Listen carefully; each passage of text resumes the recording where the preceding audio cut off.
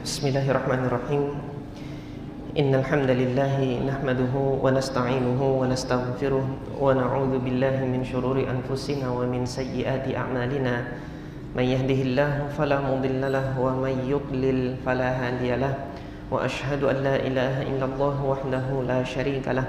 Wa asyhadu anna Muhammadan 'abduhu wa rasuluh. Allahumma shalli wa sallim wa barik ala Muhammadin wa ala alihi wa ashabihi wa man ihtada bihadyihi wastanna bisunnatihi ila yaumiddin, amma ba'd.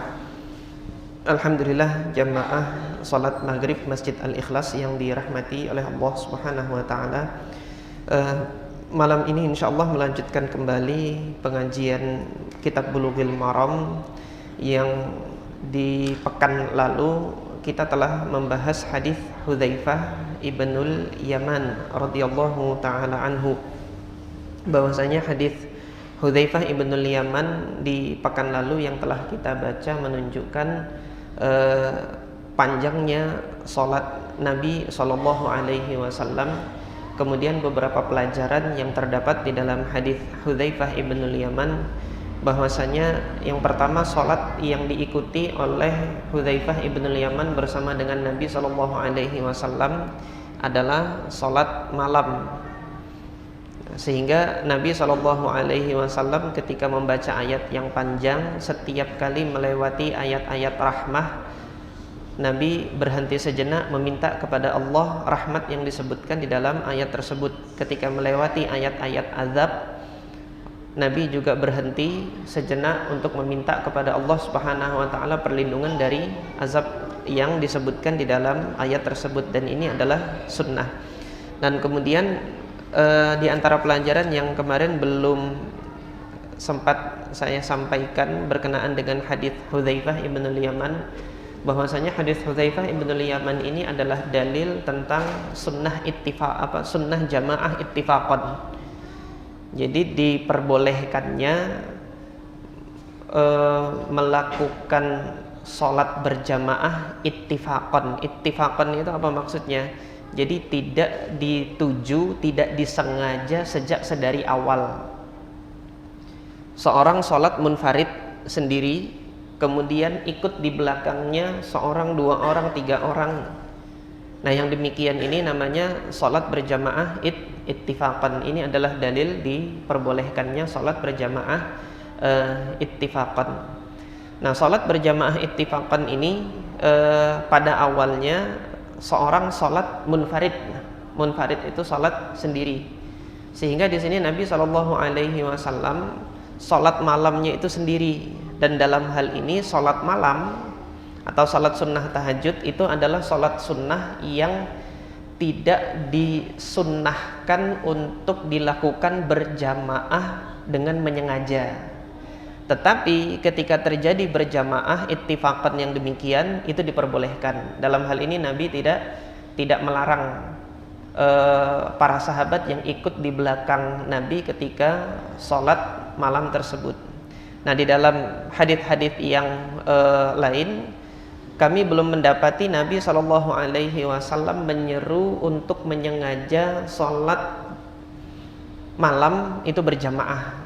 Tetapi yang terjadi adalah Nabi sholat malam sendiri, baru kemudian siapa yang hendak ikut bermakmum di belakang, Nabi SAW tidak melarangnya. Nah, dalam hal ini sholat sunnah itu terbagi menjadi dua berkenaan dengan hal ini, yaitu sholat sunnah yang sejak sedari awal disunnahkan untuk berjamaah, dan sholat sunnah yang sejak sedari awal itu tidak disunnahkan untuk berjamaah. Sholat sunnah yang sejak sedari awal itu disunnahkan untuk berjamaah, diantaranya adalah sholat Idul Fitri dan sholat Idul Adha. Jadi sunnahnya dilakukan secara berjamaah. Kemudian selain sholat Idul Fitri dan sholat Idul Adha, sholat istisqa, sholat meminta hujan, disunnahkan sedari awal meminta hujan, sholat meminta hujan ini dilakukan secara berjamaah sejak sedari awal. Kemudian sholat kusuf atau sholat gerhana, Ini sejak sedari awal disunnahkan untuk dilakukan berjamaah. Kemudian kelompok sholat yang kedua, sholat sunnah yang kedua, yaitu yang tidak disyariatkan atau tidak disunnahkan berjamaah sejak sedari awal. Nah, contohnya sholat sunnah mutlak, kemudian sholat sunnah duha, rakaatayid duha, kemudian sholat rawatib setelah setelah sholat dan sebelum sholat, qobliyah dan ba'diyah. Kemudian sholat malam ini, yaitu sholat sunnah yang sedari awal tidak disunnahkan untuk berjamaah. Nah, hukumnya bagaimana? Dalam madhab al-Imam Asy-Syafi'i, sholat-sholat yang disunnahkan untuk berjamaah sejak sedari awal boleh dilakukan sendiri-sendiri. Sehingga dalam hal ini sholat Idul Fitri atau sholat Idul Adha, jika sekali waktu ada seorang muslim tidak melaksanakannya berjamaah, dia di rumah sendiri, itu boleh gitu.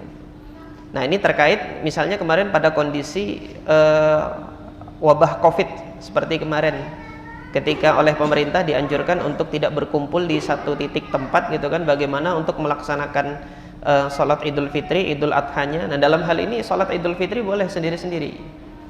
Dan ini di dalam madhab al-Imam Asy-Syafi'i demikian. Sebaliknya nanti sholat yang sejak sedari awal tidak disunnahkan untuk berjamaah boleh dilakukan berjamaah. Dalilnya adalah hadis Hudzaifah ibnul Yaman ini tadi. Sejak sedari awal sholat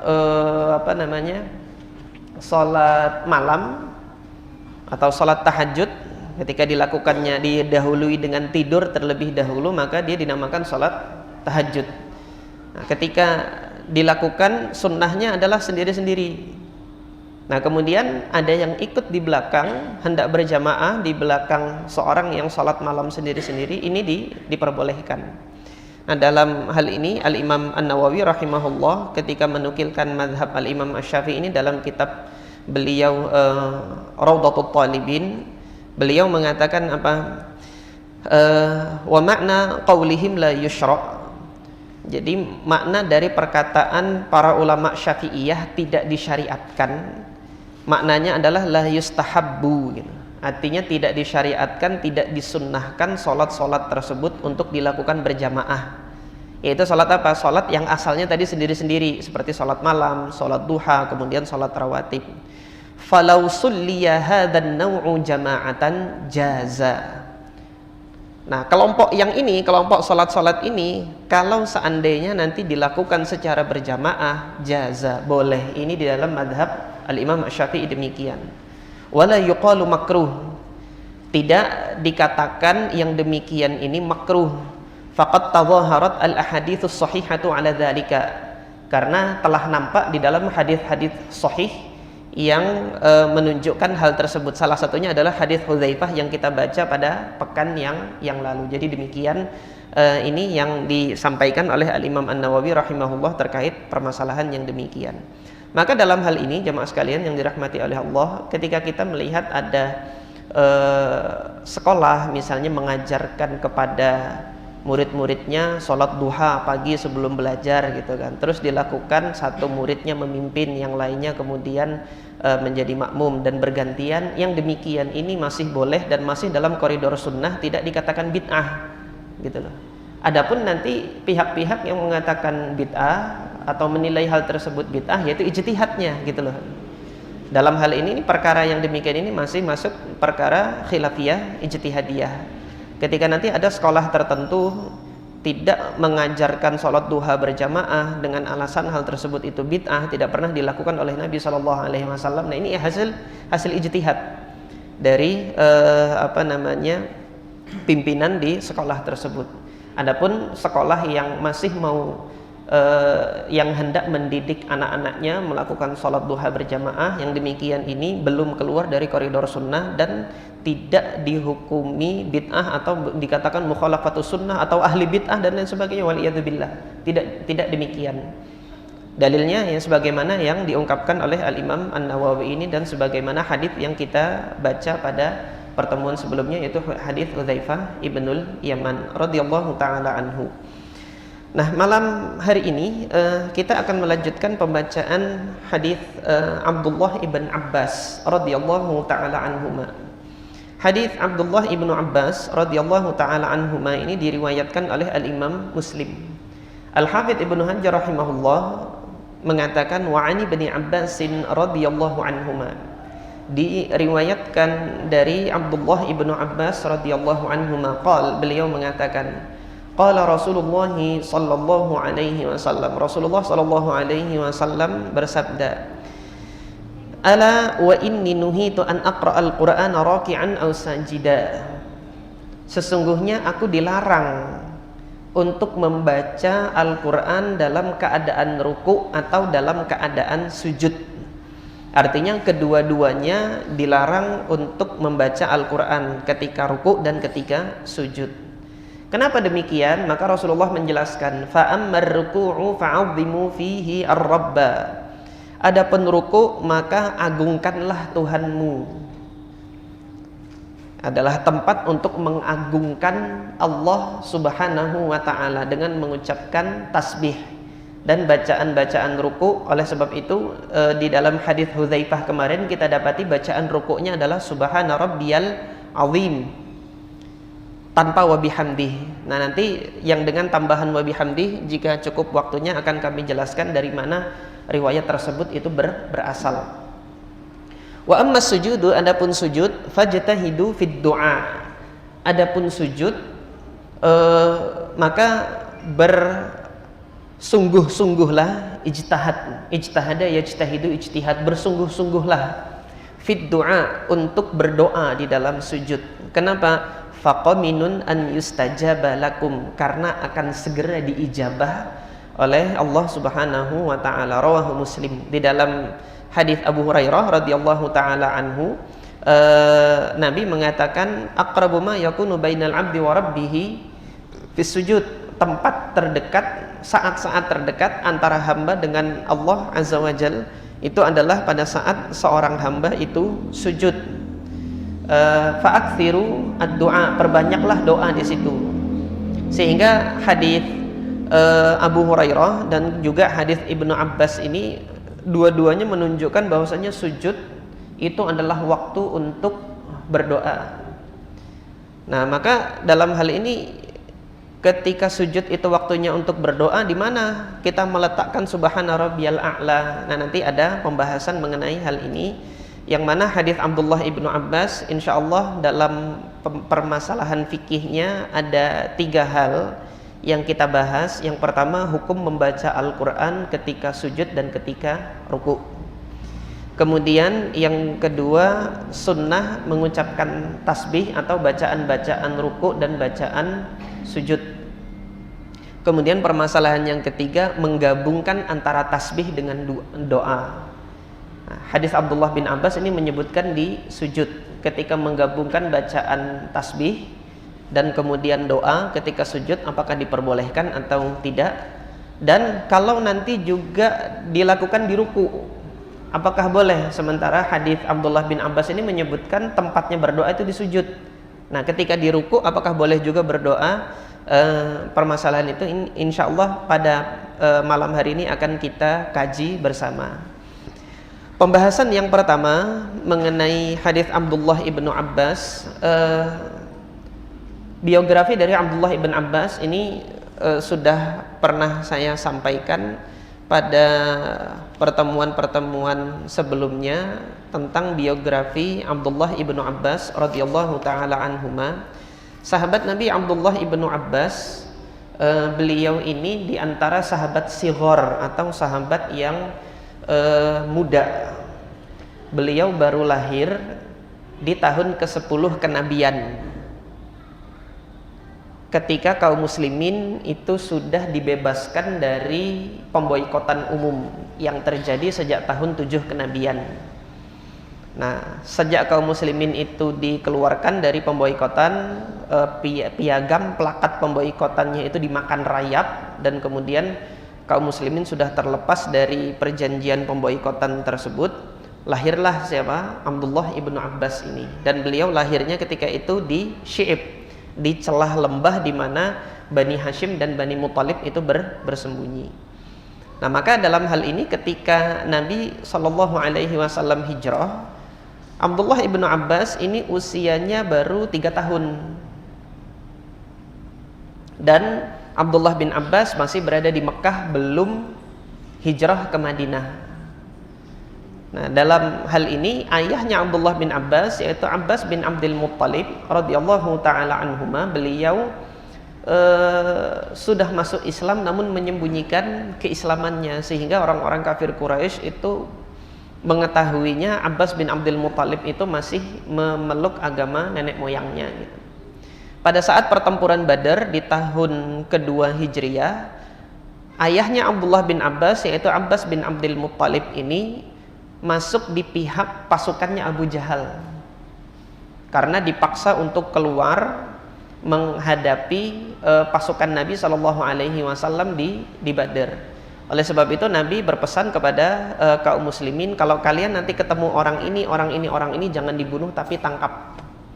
Di antara yang disebutkan oleh Nabi adalah Abbas bin Abdul Muttalib.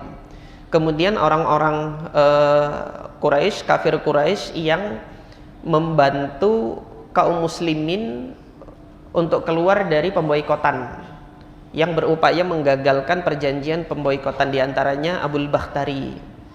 Ini Rasulullah berpesan kalau ketemu orang ini jangan dibunuh tetapi ditangkap. Maka ketika bertemu dengan tokoh-tokoh ini, pasukan Nabi mengatakan, Inna Rasulullah sallallahu alaihi wasallam amarani alla uqatilaka ala aqtuluka. Rasulullah memerintahkanku untuk tidak membunuhmu. Nah, sehingga Abbas bin Abdul Muttalib, paman Nabi ini, termasuk tawanan perang ketika di pertempuran Badar, tidak dibunuh pada saat itu, dan kemudian dikembalikan dengan tebusan ke Mekah sampai nanti pada masa Fathu Makkah, barulah kemudian Abbas bin Abdul Muttalib dengan keluarganya ini hijrah ke Madinah. Maka sejak saat itulah Abdullah ibnu Abbas radhiyallahu anhuma, putra dari Abbas bin Abdul Muttalib ini, membersamai Nabi Muhammad SAW. Sehingga nanti kalau kita lihat hadis-hadis Abdullah ibnu Abbas, yang Abdullah ibnu Abbas itu langsung meriwayatkan dari Nabi, ini adalah hadis-hadis yang mutaakhir.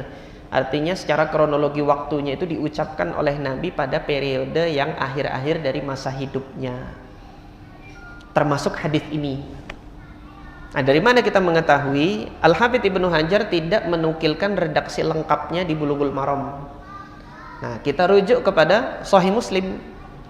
Di Sahih Muslim, di referensi aslinya, referensi asal dari hadis ini, Abdullah ibnu Abbas radhiyallahu anhuma menceritakan kronologi hadis ini, bahwasanya Rasulullah itu membuka tirai rumahnya. Kasyafa Rasulullah sallallahu alaihi wasallam sitarota, membuka tirai rumahnya, karena rumahnya Nabi berada di samping mihrabnya Nabi sallallahu alaihi wasallam. Wan nasu sufufun, dan orang-orang sedang bersof, sudah tegak mendirikan sof berbaris khalfa Abi Bakrin, di belakang Abu Bakar. Nah, salat yang dipimpin oleh Abu Bakar itu adalah salat di mana Nabi sedang sakit gitu. Nah, Nabi sakit ini berarti di akhir hayatnya Nabi sallallahu alaihi wasallam. Dari sini kita bisa lihat bahwasanya ucapan Nabi sallallahu alaihi wasallam untuk hadis ini disampaikan pada saat-saat terakhir Nabi sallallahu alaihi wasallam, ketika Nabi sedang sakit dan tidak mampu untuk mengimami orang-orang. Nah, pada saat itu Nabi menyampaikan, faqal, Nabi mengatakan, ayyuhan nas, wahai sekalian manusia, innahu lam yabqa min mubasysyaratin nubuwati illa ar-ru'ya as-salihah. Tidak tersisa dari berita-berita gembira para nabi terdahulu, berita gembira kenabian, kecuali mimpi yang salihah. Adek, suaranya dikecilin ya. Kecuali mimpi yang salihah, yaraha al-muslim, yang dilihat oleh orang muslim. Nah, nanti mimpi-mimpi yang salihah ini bagian dari nubuwah, bagian dari kenabian. Nah, makanya setelah Nabi SAW wafat, para sahabat itu terkadang bermimpi dan kemudian Nabi SAW memberikan berita gembira melalui mimpi-mimpi tersebut. Di antaranya sahabat Utsman ibn Affan radhiyallahu an, ketika beliau di malam esoknya hendak dipukuli, dikeroyok oleh pemberontak itu. Rabu malam Kemis beliau itu bermimpi bertemu dengan Nabi di sampingnya ada Abu Bakar dan kemudian di sampingnya ada Umar, hendak berbuka puasa. Ya. Maka Nabi menanyakan apa yang terjadi gitu kan. Wahai Utsman, kalau Anda melawan orang-orang yang mengepung Anda ini, Anda bisa menang. Tapi kalau Anda mau, besok ayo kita buka puasa bareng gitu loh. Lah kalau antum jadi Utsman bin Affan, kira-kira milih apa? Milih ngelawan pemberontak itu atau pilih buka puasa sama Nabi? Pilih buka puasa. Artinya pilih buka puasa sama Nabi apa besok tuh mati. Gitu loh. Besok akhir hayat Anda. Tepat pada saat matahari terbenam azan maghrib Anda wafat. Gitu loh. Maka itu yang dipilih oleh Utsman bin Affan. Di hari Kamis itu disuruh pulang semua ya, para sahabat yang menjaga rumahnya itu disuruh pulang. Oleh siapa? Oleh Utsman ibn Affan radhiyallahu taala anhuma. Dan kemudian menjelang matahari terbenam beliau sudah menyiapkan diri, di hadapannya itu mushaf, karena mushaf ini adalah amal solehnya Utsman bin Affan. Beliau yang menyeragamkan mushaf. Di hari itu biasanya beliau pakai sarung, tapi di hari itu beliau mengenakan celana karena tahu akan dipukuli. Kalau dipukuli itu nanti akan tersingkap auratnya, maka beliau pakai celana pada saat itu. Membaca Al-Quran menunggu matahari terbenam. Pas matahari terbenam, para pemberontak masuk rumahnya kan menghajar Utsman bin Affan sampai beliau wafat. Beliau wafat sudah langsung ketemu sama Nabi SAW. Jadi demikian. Kemudian juga mimpinya siapa? Ali bin Abi Thalib radhiyallahu taala anhu. Beliau bermimpi ketika bertemu dengan Rasulullah sallallahu alaihi wasallam mengatakan kepada Ali bin Abi Thalib, sayakunu bainaka wa baina Aisyah syai'. Kamu nanti akan menghadapi perseteruan, konflik dengan Aisyah kelak. Loh, idzan akhsyan nas, kalau begitu saya adalah orang yang paling menderita. Lah, tidak, kata Nabi. Kalau nanti itu terjadi, abligha ila ma'maniha. Kalau itu terjadi, tolong antarkan, ruddaha gitu kan. Kembalikan dia ke tempat amannya, yaitu di Madinah. Nah, riwayat ini diriwayatkan oleh Imam Ahmad bin Hanbal di dalam musnadnya, dan Al-Hafidz Ibnu Hajar menjayidkan sanadnya. Artinya sanadnya itu baik. Maka yang terjadi ketika perang Jamal, Ali bin Abi Thalib melindungi ibunda Aisyah, dan kemudian ibunda Aisyah diantarkan kembali ke Madinah. Ini yang terjadi. Ini di antara contoh ru'ya sholihah atau mimpi-mimpi yang soleh, yang kata Nabi di sini dalam hadis ini tidak tersisa dari berita-berita gembira kenabian itu kecuali dalam bentuk mimpi yang soleh yang dilihat oleh seorang muslim.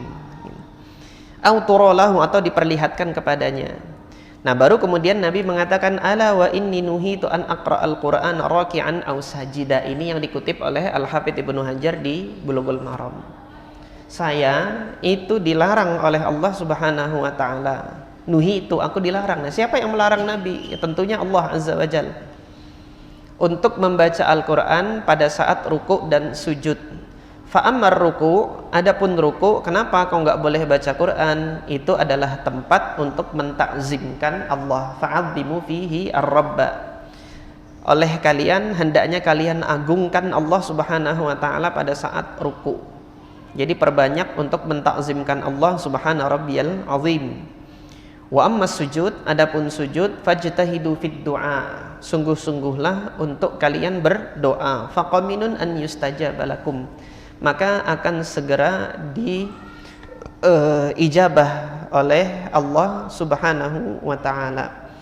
Nah, permasalahan yang tadi saya sampaikan berkenaan dengan hadis ini, yang pertama adalah larangan untuk membaca Al-Qur'an ketika ruku' dan ketika sujud. Membaca Al-Qur'an ketika ruku' dan ketika sujud, hadis ini melarang.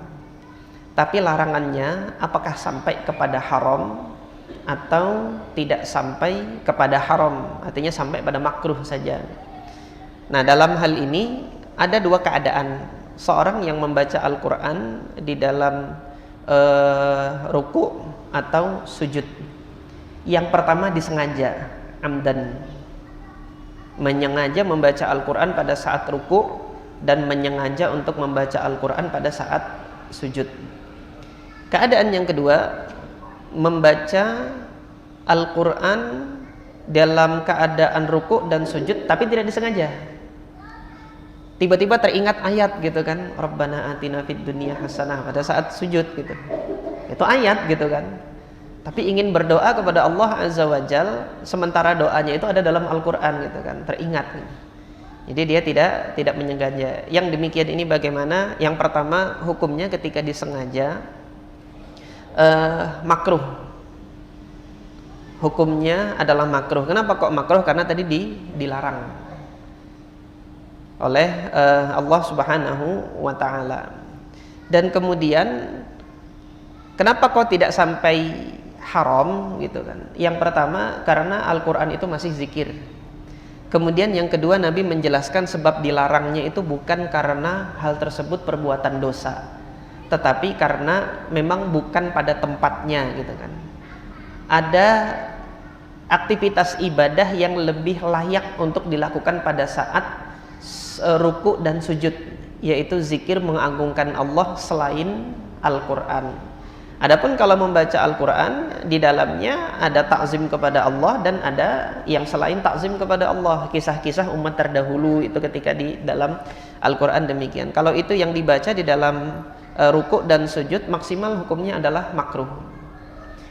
Nah, kemudian yang kedua, kalau Al-Qur'annya adalah Al-Fatihah, bagaimana? Nah, dalam mazhab Imam Asy-Syafi'i ada dua wajah, artinya dua pendapat, dua ijtihad dari ulama Syafi'iyah. Wajhun, jadi istilah wajah dalam mazhab Imam Syafi'i ini adalah pendapat yang diijtihadkan oleh para ulama yang menempuh metode mazhab Imam Syafi'i, tapi Imam Syafi'i tidak memfatwakannya secara nas dari lisan beliau gitu loh. Nah, Imam Syafi'i itu kan menggariskan suatu metode, begini loh caranya memahami Al-Quran, begini loh caranya memahami sunnah. Tetapi tidak semua permasalahan-permasalahan yang ada di masa Al-Imam Asy-Syafi'i itu nanti ada lagi terulang di masa berikutnya, atau bukan demikian, di masa setelah Imam Asy-Syafi'i ada permasalahan-permasalahan yang belum terjadi, belum ditanyakan di masa Al-Imam Asy-Syafi'i. Jadi demikian, sehingga Imam Syafi'i tidak menjawabnya secara lisan permasalahan-permasalahan tersebut, yang dijawab oleh apa? Para ulama yang menempuh metode ini maksudnya apa? Belajar di madrasah Syafi'iyah gitu loh. Belajar di madrasah yang diajarkan metode madhab Syafi'i di situ. Maka ketika muncul permasalahan-permasalahan tersebut, dijawablah oleh para ulama dengan menggunakan metode madhab Syafi'i. Nah, maka hasilnya ada dua berkenaan dengan permasalahan ini, yaitu ketika seseorang itu membaca Al-Fatihah di dalam ruku dan di dalam sujud. Ada dua kelompok ulama Syafi'iyah yang memberikan jawaban. Kelompok yang pertama mengatakan Al-Fatihah sama dengan Quran yang lain, jadi masuk pada keumuman hadis ini. Larangannya itu maksimal makruh, tidak sampai haram. Dan ini yang disahihkan, yang dibenarkan oleh Imam Nawawi sebagai madhab Syafi'i. Dan ini ditegaskan oleh Imam An-Nawawi sebagai wajah yang sahih dalam madhab Imam Syafi'i itu di dalam Syarah Muslim. Kemudian wajah yang kedua dalam madhab Al-Imam Syafi'i, sebagian dari ulama Syafi'iyah itu menyatakan haram, tidak boleh membaca Al-Fatihah pada saat ruku ataupun sujud. Yang membacanya maka dia telah melakukan perbuatan dosa dan sholatnya batal. Ini yang diijtihadkan oleh sebagian ulama Syafi'iyah, kalau dilakukannya idza kana amdan, kalau dilakukannya secara menyengaja. Jadi menyengaja untuk membaca Al-Fatihah untuk ruku' dan sujud, ada sebagian madhab Syafi'iyah yang menegaskan sholatnya batal dan dia telah melakukan keharaman. Nah, dalam hal ini yang sahih dalam madhab Syafi'i gitu, itu sebagaimana yang diungkapkan oleh Al-Imam An-Nawawi, bahwasanya larangan tersebut tidak sampai pada larangan haram, akan tetapi larangannya itu maksimal adalah makruh. Mengapa demikian? Karena Al-Quran itu masih zikir, dan ruku ataupun sujud adalah tempat untuk berzikir. Hanya saja ada zikir yang lebih utama dilakukan pada saat ruku dan sujud, yaitu zikir yang mengagungkan Allah Subhanahu wa taala, tasbih, tahmid dan pujian yang lainnya. Ini lebih dikedepankan untuk dilakukan pada saat ruku dan sujud. Nah, ini permasalahan yang pertama. Kemudian yang masih terkait dengan permasalahan yang pertama ini, kalau seseorang itu membaca Al-Quran karena dia terlupa pada saat sujud ataupun ruku, apakah disunnahkan untuk sujud sahwi? Dalam mazhab Al-Imam Asy-Syafi'i disunnahkan dia untuk sujud sahwi. Namun dalam hal ini saya memandang ketika seorang itu menjadi imam gitu ya, dia terlupa untuk membaca ayat, ternyata terbaca ayat pada saat dia ruku ataupun sujud, ini tidak perlu sujud sahwi karena makmum di belakang tidak mengetahui, sehingga nanti akan menimbulkan pertanyaan atau fitnah, apa yang salah dari sholatnya kok sujud sahwi gitu loh. Sementara kekeliruan yang dilakukan imam dalam hal ini membacanya secara lirih, misalnya waktu ruku qul huwallahu ahad, oh ya lupa gitu. Nah, yang demikian apakah perlu untuk sujud sahwi karena tidak mengakibatkan perubahan di dalam sunnah-sunnah sholat yang diketahui oleh makmum, maka tidak perlu untuk melakukan sujud sahwi. Adapun secara umum dalam mazhab Imam Syafi'i, ketika seseorang ini nanti terlupa untuk membaca Al-Quran di dalam ruku maupun sujud, disunnahkan bagi dia untuk sujud sahwi. Nah, sujud sahwi itu sendiri hukumnya adalah sunnah. Kalau tidak sujud sekalipun, sholat itu tetap sempurna. Nah, kenapa kok sunnah? Di salah satu hadis disebutkan bahwasanya sujud sahwi itu tujuannya, hikmahnya adalah targhiman lisyayatin, untuk menjatuhkan setan yang mengganggu pada saat sholat. Targhim, roghama yuroghimu, itu adalah dijatuhkan, disungkurkan ke tanah dan kemudian diseret wajahnya gitu. Jadi jatuh diseretkan. Jadi sudah dipaksa untuk jatuh ke tanah dan kemudian wajah ini menghantam dengan keras ke tanah. Apa itu? Saya kira Isa. Nah, jadi setan yang ganggu kita sholat sehingga kita terlupa dari rukun dan sunnah-sunnah sholat gitu kan. Pada saat kita sujud sahwi, setan itu juga dipaksa untuk tunduk dengan sangat keras dan sangat sakit bagi setan tersebut gitu kan. Nah, kalau antum nggak sujud sahwi, ya setannya nggak digituin gitu. Antum memaafkan setan tersebut gitu yang ganggu antum kalau antum nggak sujud sahwi. Nah, dalam hal ini memang sujud itu adalah amal ibadah yang paling dibenci oleh setan dan iblis, karena dulu nenek moyangnya disuruh sujud nggak mau, sehingga anak-anak keturunannya itu sampai sekarang nggak mau sujud. Nah, di antara yang memaksa mereka untuk sujud dengan sangat sakit menghantam wajahnya itu ke tanah adalah ketika sujud sahwi. Ini faedah yang berkenaan dengan sujud sahwi. Kemudian yang masalah selanjutnya adalah at-tasbih fir ruku'i was sujud. Hukum bertasbih, mengucapkan subhana rabbiyal azim ketika ruku' dan subhana rabbiyal a'la ketika sujud. Apa hukumnya?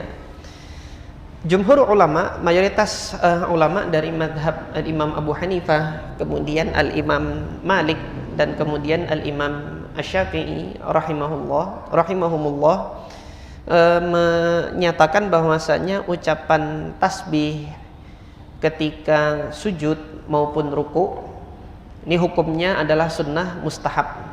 Ketika seorang muslim tidak melakukannya di dalam sholat, dia tidak berdosa dan sholatnya itu tetap sah. Adapun madhab al-Imam Ahmad ibn Hanbal sebagaimana yang dikutip oleh al-Imam An-Nawawi dan sebagian dari kalangan ahli hadis menegaskan bahwasanya tasbih itu ketika ruku dan sujud itu wajib. Kenapa kok demikian? Karena tadi hadis Abdullah bin Abbas redaksinya memerintahkan yang kita baca tadi. Fa'ammar ruku' kata Nabi, adapun ruku' fa'azzimu fihi ar-rabba, takzimkanlah Allah azza wajal di dalam ruku'. Nah, perintah itu hukum asalnya wajib. Sebelum ada dalil yang mengalihkannya kepada hukum yang lain, maka tetap pada hukum asal yaitu wajib. Ini yang dipandang oleh al-Imam Ahmad ibn Hanbal rahimahullah dan sebagian dari para ulama hadis. Al-Imam An-Nawawi mengatakan wa ta'ifatun min ahlil hadis, dan sebagian dari kalangan ulama hadis. Dasarnya adalah zahir hadis ini, yang nampak dalam hadis ini karena diperintahkan gitu. Nah, jumhur ulama menjawab argumentasi ini dengan hadis al-musi' salatah, hadis Abu Hurairah yang pertama kita baca kemarin di awal bab sifatis shalah ini. Yaitu apa? Ketika Nabi mengajarkan kepada orang yang buruk sholatnya itu karena dia cepat-cepat, Nabi mengajarkan kepadanya tidak untuk berzikir gitu kan. Tsummasjud tsummarka hatta tatma'inna raqi'an gitu. Kemudian rukuklah Anda sampai Anda tenang dalam rukuk Anda. Nabi enggak nyuruh untuk zikir di situ. Tapi ketika nanti sudah ruku dan tenang di dalam ruku, itu sudah cukup sholat Anda gitu. Tsummasjud gitu kan, kemudian sujud setelah i'tidal tentunya. Tsummasjud itu dalam hadis Abu Hurairah kemarin yang kita baca, kemudian sujudlah Anda hatta tatma'inna sajidan, sampai Anda itu tenang di dalam sujud Anda. Nah, dalam hadis tersebut Nabi tidak memerintahkan untuk mengucapkan subhana rabbiyal azim ataupun subhana rabbiyal a'la. Ini dasar dalil bagi jumhur ulama untuk menegaskan bahwasanya zikir-zikir ruku dan zikir sujud itu maksimal hukumnya adalah sunnah, tidak sampai kepada wajib. Allahu ta'ala a'lam. Ini permasalahan yang kedua atau kandungan ajaran hukum fikih yang terdapat di dalam hadis Abdullah ibnu Abbas ini.